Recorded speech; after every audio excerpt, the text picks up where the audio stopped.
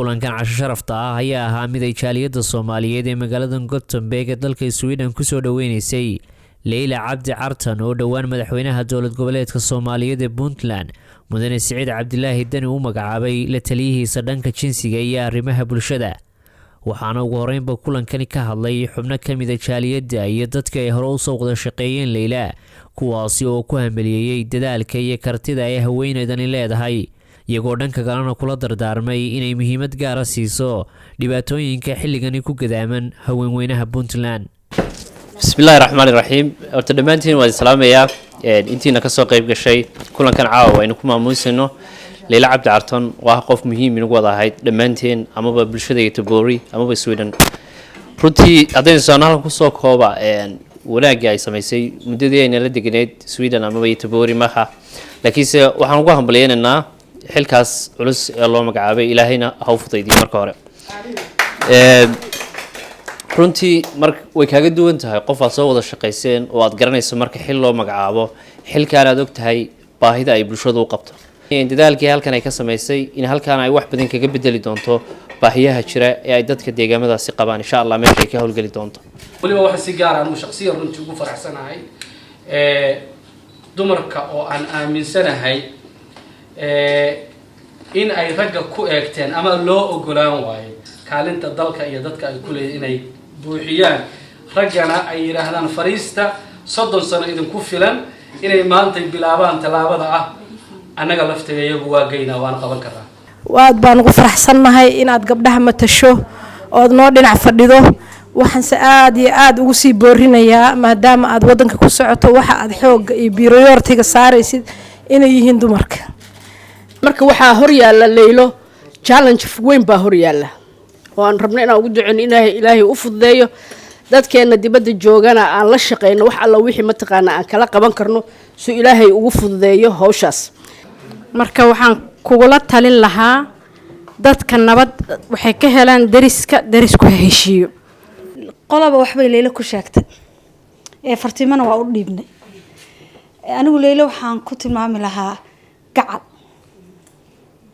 qalbi wanaagsan iyo hiil bay Leila leedahay intiina taqaan arrimaha bulshada aan ka wada shaqeyn jirnay oo maaragtay waxa ay ku soo barbaartay bay ahayd oo runtii iyadoo yar maskaxda kaga jiray adeerna waxaan leeyahay hambaliyo hore u soco filaya inaan kelmadda kaliya aan oranaya ay tahay waxa inagu filan cadaalad midaas xoog saara dhamaantiinba kulligiin waxaan ku leeyahay guuleyso waxaan rajeynayaa waliba position ka sii muhiimsan oo maaragtay leh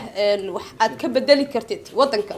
in maaragtay aad ku sii socoto hadii Ilaahay yiraahdo in systemka waxbarashada la bedelo in xoogga la saaro in waxa weeye inta dadka danyarka ah loo naxariisto sida Ilaahay inuu ku naxariisto geesta kalena Leila oo gabagabadii kulankani ka hadashay ayaa uga mahad celisay jaaliyadda Soomaaliyeed ee Gothenburg kulankani soo dhaweynta iyo dhiirigelinta ay u sameeyeen waxaanay ballan qaaday inay qayb weyn ka qaadan doonto horumarinta arrimaha bulshada iyo haweenka waxa weeyaan oo dalkii horta waxa ugu muhiimsan oo hadda xukuumaddan hadafkeedu yahay horta waa amni yani marka waad aragteen Sweden hadda hal lagu daray un baa wax ku qaadanaa soo maahan marka ani hadda waxa igu muhiimsan raadinayay horta waxa waaye hadalka sukow walaalayaal ficil aan isu bedelna hadalkii waa ka soo daalnay contribution dalkii aan gashano dhinac dhaqaale hadda dhinacan dhimirka iyo aqoonteedii aan leenahay shahaadooyin aan wada meeshan wax ku wada baranay laakiin anigu meesha waa inay fadhinayaaye kaalaya oo wax isla qabsanay midna waa inuu ku daray madaxweynaha waxa way qaybta jantarka laga hadlay anigana aan ku jiro walaa wuxuu isku dayay oo uu raadinayay tiro ka badan 5 ilaa in ka badan inay noqdaan golaha xukuumadda gabdho ay soo galaan miiskan maanta Puntland ma fadhido kaliya Soomaaliya dhan aan ku wada dhannahay wuxuu ku tusaysaa gacaltooyada iyo dadku inuusan meel dheer kala jirin oo waxaan ay tahay wax dadka wada yaala alxamdulillah rabbil alamin ala kulli hal nimco walba nusqaan bay leedahay nimco waliba nusqaan leh waa ogeydeen bil ka hor waxaan ka cabaadaynay abaaro ba'an iyo waxaan ka cabaadaynay kulayl wallahi waxaan xasuustaa Garowe waxaan joogay bishii dhaweyto kulayl yani dharkii uu noogu jiri waaye cirka cusba markaas waxaan ka cabanaynay waxay ahayd kulaylkaas oo ahayd roob la-aan ka dhacda 5 sano inaan roob meesha ka diin alxamdulilah rabbil caalamiin nimcadi way da'day laakiin nimco waliba nusqaanteeda leedahay wadooyinka way kala go'een sunajiif ilaa garow wala isu gudbi waaye jidadkii way go'een waxaa jira guddi la qaban qaabiyay oo la dhaho guddiga xalinta masiibooyinkan dhacay ka shaqeynaya fariin baa marka madaxweynuhu shal soo noqday madaxweyne ku-xigeenka marka baan fariin inay ka wada wareeriya Tabori contribution-kii ka qayb qaadashada wadooyinka go'ay baleen ka rabaa iyo wadooyinkii roob daadadku jareen inaa sidii leen ku yaqaanay ama message-kaas qaadataan overracing-kii iyo qaabkii looga uga qayb qaadan lahaydeen isku xirkiina maxaa la dhahay guddiga xagga ka shaqeynaya idinka guddigaas ka keentaan oo dhaqaalaha ka aruurinay aan sameeyno marka dhulkii ma la isu gudbi karo dawladdu way shaqeysay way sameysay intii laga gaari karo waa la qabtay laakiin hadda anaga inaan tusno waay dawladda dhahna waana kana